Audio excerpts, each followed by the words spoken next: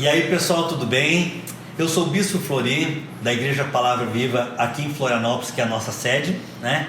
E hoje nós estamos aqui numa mesa de conexão para a gente conversar a respeito de um assunto extremamente importante que no nosso mundo moderno, pós-moderno, aliás, está acontecendo, né? E é no sentido construtivo que nós vamos abordar esse assunto e colocando para vocês de uma maneira mais aberta, né, esse conflito que eu chamo de conflito de gerações, né? Nós percebemos hoje nas redes sociais um grande conflito de geração. As gerações que não conseguem se comunicar mais com a geração que está abaixo deles, né? E que eu posso entrar nesse nicho da idade, né? Eu estou com 58 anos, eu faço 59 anos agora em julho, né? O Bispo Rudy está com 58, né? 58 incompletos. Vou completar em abril ainda. Vai completar 58 em abril. Então eu me sinto à vontade de falar sobre isso, né? Muito à vontade, porque a nossa geração, ela teve um sério problema, né? A geração dos 58 e dos 60 aqui. Ele consegue falar no seu nível dos 58, dos 60 e para a idade acima, né? E que ela consegue falar aqui no horizontal, né? E pro vertical, mas ela não consegue comunicar-se com as gerações que estão abaixo delas. Isso é notório que nós vivemos esse conflito, não é? E para a gente entender melhor isso, nada melhor do que a gente entender o que a Bíblia nos ensina a respeito disso, né? A gente viveu aqui, né, na Palavra Viva todos esses conflitos que você está observando que está aí no mundo, né? Nós não conseguíamos se comunicar com os mais jovens, com o pré-adolescente, com o adolescente e com as crianças também. E eu entendi um momento da minha vida que eu precisava compreender melhor o meu mundo, o mundo que a gente estava vivendo, para que a gente pudesse ter essa comunicação fluente. Então, baseado nisso, né, que eu comecei a ter um entendimento a respeito desse assunto, a respeito de Neemias, né? Neemias, ele foi reconstruir os muros de Jerusalém. E eu estou introduzindo para que depois todos nós possamos compreender um processo de comunicação de gerações, né? Porém, Neemias tinha vontade, mas ele tinha acima dele o rei. Então tinha uma geração acima dele, né? Ele precisava estar alinhado com essa geração para fazer aquilo que Deus havia designado no coração dele, porque ele mantinha um relacionamento com Deus. Então, mesmo que ele tinha um relacionamento com Deus, ele não deixou de se relacionar com o rei, no sentido figurado do homem de geração, né? A partir desse momento em que o rei viu o anseio do seu coração, e aqui revela uma primeira base de construção de comunicação, é tu compreender o anseio do coração das gerações, né? Porque aí tu vai conseguir entrar dentro delas com o que elas precisam ouvir, né? E serem instruídas, e elas receberem a palavra. Neemias foi e o rei leu o coração delas, né? E eu vejo que tem uma geração que está, digamos assim, num patamar hoje de 58 a 60 anos, que não está sendo, primeiro, essa geração abaixo deles não está mais escutando eles. Por quê? Porque há uma desconexão, que o mundo hoje é o mundo da conexão, é o mundo do Wi-Fi, da rede, do relacionamento, do network, e nós não estamos construir isso entre nós. E Neemias, a partir do rei, ele conseguiu fazer isso. Ele, chegando em Jerusalém, ele foi falar com um nível de pessoas, interessante isso. Ele fez um levantamento da cidade e ele foi se comunicar com os nobres. Quem eram os nobres? Os nobres eram aquelas pessoas que eram relevantes na sociedade, no caso em Jerusalém, né? Ele foi conversar com essas pessoas, porque essas pessoas entenderiam exatamente o que ele queria falar. A essas pessoas ele não escondeu nenhum dos seus segredos, assim como Jesus fala em João 15, né? Que ele também, que ele não chama mais os discípulos de amigos, de servos, mas de amigos. Porque ele daí diz, o amigo não esconde nada do seu amigo. Ele chega e se abre. Ou seja, há uma leitura de coração. Esses caras, eles entendiam a linguagem de Neemias. Muito bem. Agora Neemias usou uma estratégia aqui. Pegou os caras que tinha ascensão sobre um grupo também de pessoas. Qual era esse grupo de pessoas que tinha ascensão? Era o chefe de tribo, que eram as 12 tribos de Israel. Ou seja, respeitando sempre as idades e as linhas de comunicação. Neemias não foi direto ao chefe de tribos. Os nobres tinham acesso a esse grupo de pessoas, não é? E esse grupo de chefe de tribo, ele tinha acesso a outro nicho de pessoas, que era o chefe de família. Esses foram lá no chefe de famílias, não é? E interessante, o chefe de família tinha acesso aos filhos. E ele tendo acesso aos filhos, criando uma rede de relacionamento, de comunicação, respeitando as ordens hierárquicas, né? E eles conseguiram construir aquilo que em 100 anos tentavam em 52 dias, não é? Porque houve o quê? Conexão, houve entendimento de gerações, não é verdade? E havendo essa interatividade, foi colocar a mão na obra, porque eles tinham uma missão em comum, uma visão em comum. Não era mais aquilo o eu, mas era nós. Então o que eu percebo assim hoje, primeiro reflexão que tem que se acontecer é que na igreja evangélica não existe papa, não é? Existe pastor, não existe pessoas que servem, é o que nós entendemos, né? Então não significa que tem que ser no grito, tem que ser na agressão, tem que ser no desmerecimento das gerações abaixo que nós vamos conseguir construir uma comunicação com elas, né? Então a gente tem que rever isso. E a gente viveu toda esse efeito dentro da própria Igreja Palavra Viva e nós reconstruímos isso, né? O Bispo Rude está na igreja há quantos anos? Eu vou completar 31 anos de PV. 31 anos. Pastor João? Vai dar 19 anos. 19 anos. Pastor Roberto? 18 anos agora. Lucas? Desde que eu nasci. Gessé? Desde que eu nasci. Nasceu na igreja. Então veja, aqui está o Rodolfo que está sendo inserido agora no nosso 3 meses de nascimento. Baby boomers. Exatamente. Então, veja que aqui foi construída uma rede que vocês vão poder entender mais adiante sobre o nosso pensamento que construiu isso. Construiu toda essa rede que a gente tem hoje de interação interna dentro da igreja, né? E o nosso alvo, objetivo aqui é compartilhar com vocês, não um brilho falso, mas nós queremos mostrar também as nossas feridas e as nossas marcas, porque não existe herói sem marcas e sem feridas, não é? Então a gente vai exatamente pensar sobre isso, porque quando Jesus apareceu ao discípulo, ele mostrou as suas marcas, né? É interessante a gente sempre refletir sobre isso. Então eu queria agora passar aqui para o Rodolfo, que ele vai contextualizar de maneira cultural também o que nós estamos conversando aqui. Legal, Bispo. Quando a gente fala em conflito de gerações, né, a gente fala de um conflito que existe em várias organizações, né?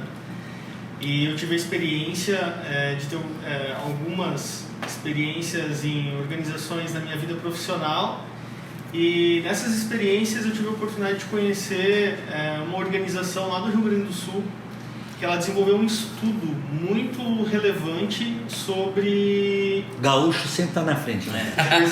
Tem jeito. Muito interessante sobre o comportamento das gerações dentro de uma organização. Acredito que de 2010 para cá houve várias mudanças na comunicação, na forma de se conectar, na forma de interagir das pessoas dentro das organizações privadas, sejam empresas, seja um setor público e igrejas também. E foi muito legal o estudo que eles fizeram, porque eles trouxeram algumas informações bem relativas, que eu acredito que toda pessoa que fosse buscar essas informações talvez teria com mais eficiência uma comunicação seja com seus pais dentro de casa, seja com o seu chefe na empresa, seja com o seu líder na igreja, ela entendendo de qual geração esse líder ou essa pessoa que tem uma influência ou da onde ela veio, ela vai saber lidar de forma mais eficaz, entendendo, né, e sabendo as direções que ela deve tomar.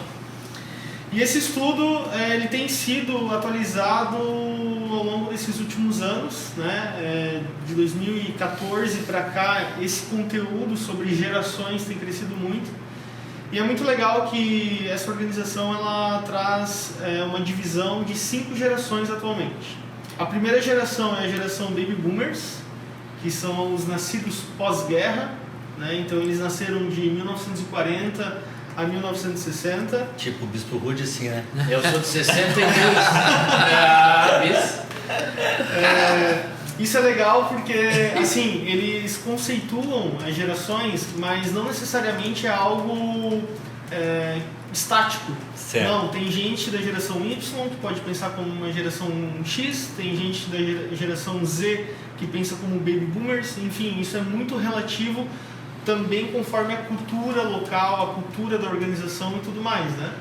A geração X, nascidos de 60 a 80, então hoje eles têm 40 a 60 anos. A geração Y, ou também mais conhecido como Millennials, nascidos entre 1980 e 1995, atualmente eles têm de 25 a 40 anos.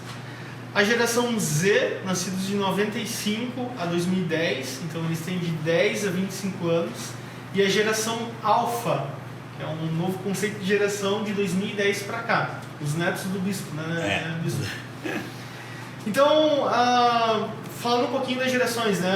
Começando pelo Baby Boomers, hoje eles se concentram como proprietários de parte de grande riqueza que existe no mundo. São pessoas que conquistaram muitas coisas, terras, organizações, construíram as primeiras organizações pós-guerra, então houve um crescimento econômico no mundo pós-guerra, né? Isso a gente pode ver a história de vários empreendedores bem conhecidos, e eles são detentores então dessa parte da riqueza mundial. E eles também hoje se posicionam em cargos de poderes. Então, se a gente olhar para um governo, presidentes de grandes nações hoje têm a faixa de 60, 70 anos, e também em grandes empresas, CEOs, grandes líderes, hoje são Baby Boomers, né? A geração X é uma geração que ela se tornou um pouco mais individualista e competitiva. Então ela meio que quis quebrar essa questão de poder hierárquico, digamos assim, né? Então ela trouxe mais essa questão individual, de conquistar individualmente, de ser competitivo, até porque também as organizações foram mudando ao longo do tempo. E a geração Y, geração Millennials, hoje de 25 a 40 anos, eles se tornaram muito mais flexíveis a mudanças. E a gente já entende o porquê. Porque durante os anos 80 para cá, a publicidade, a propaganda, isso tudo foi mudando. A TV, enfim, tecnologia foi se aperfeiçoando também, né? E elas são caracterizadas como imediatistas, a famosa geração miojo, né? Em 5 minutos tem que estar tudo pronto. Então, por que imediatistas? Se eles veem um produto hoje na prateleira, eles já querem para hoje, sai o iPhone 10, eles já querem comprar no dia do lançamento. Eles são imediatistas, os comportamentos deles são cada vez mais imediatistas. Mas é uma geração também muito empreendedora, uma geração também que estudou, que tem um conhecimento muito profundo, e ela soube lidar com as mudanças do mundo, tanto econômica e socialmente. E que eu diria que é a geração que mais conflita hoje, né? Sim. Conflita com a geração mais antiga, né? Até por uma transição de poder, talvez, né? Porque eles são os sucessores. Exatamente. Então, essa geração, ela tem opinião, ela tem dinheiro, não é? E tu pega, eles têm milhões de seguidores em redes sociais. Tu pega o Zuckerberg, né? É dono do Facebook, ele não tem 40 anos ainda. Tu pega o os caras do Yahoo ali são tudo numa faixa de 40 anos. Tu pega os donos do Google, são todos na faixa de 40 anos. Ou seja, essa gente, ela dita uma opinião extremamente conflitante com a vida conservadora, que eu diria assim, dos mais antigos, né? Que Exato. há um renascimento do conservadorismo, né? Um renascimento, o que eu digo, certo ponto positivo. Então, quer dizer, nós estamos vivendo esse conflito realmente real hoje no mundo, né? Exato. E aí cabe à geração Z, que é a próxima geração, trazer essa preocupação de todos esses temas que o Bispo acabou de falar em ativismo. Então é uma geração muito ativista, a geração Z, que é depois da geração Y, né? Uhum. E a geração Z ela é caracterizada também por ser uma geração que ela não consegue diferenciar o online e o offline. Então para elas é como se o mundo online fizesse parte da vida real. E tudo aquilo que acontece online, eles querem também levar para a vida offline, digamos assim, né? Então, por exemplo, as toda a questão de ativismo que houve no Brasil em 2013, por exemplo, com aquelas manifestações na rua, geração Z foi uma das principais gerações que fizeram essa movimentação acontecer. Tanto é que um dos grandes líderes no Brasil é da geração Z, né? E para fechar, né, antes ainda, né, a geração Z, eu trago aqui uma informação bem relevante, que é sobre o medo. É uma das gerações que mais deixa evidente o medo dela e a preocupação dela com a vida, digamos assim. E existem 3 medos fundamentais na geração Z, que é o medo de não saber o propósito, o medo da solidão e o medo de formar uma família, se vai formar uma família ou não. E isso, se a gente pegar dados, números do que acontece socialmente no Brasil e no mundo, vai bem de encontro com o comportamento dessa geração, né? E para finalizar, a geração Alfa, que é a geração dos netos do bispo, geração que nasceu de 2010 para cá, que uma das características dela vai ser a relação delas com as máquinas, com os robôs, com os carros autônomos, com tudo aquilo que a tecnologia vai se desenvolver ao longo dessa próxima década, né? 2020 está iniciando uma nova década. E é muito interessante porque você vê várias mudanças de uma geração para outra. Então, por exemplo, né, o Baby Boomers é uma geração que sofreu muito pós-guerra, digamos assim. Os pais dos Baby Boomers, eles eram pais traumáticos às vezes, porque eles foram para a guerra. Eram mães que comandavam o lar naquela época. Então tem muita curiosidade que a gente precisa entender um pouco melhor sobre as gerações. E eu acho que isso vai ajudar muito a gente a lidar tanto socialmente, quanto profissionalmente e ministerialmente também. E eu acho que isso que é o nosso grande ponto de partida, é como é que isso, por exemplo, se consegue ser construído. Então nós botamos aqui na mesa várias gerações que hoje nós interagimos juntos.